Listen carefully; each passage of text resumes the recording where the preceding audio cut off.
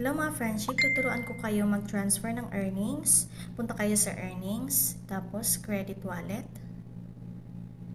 Yan, huwag niyo pong pipindutin ang transfer ha. Punta po kayo sa my ID. Kunin natin yung ID ni Virginia. Ipasok po natin doon sa my ID. Yan po.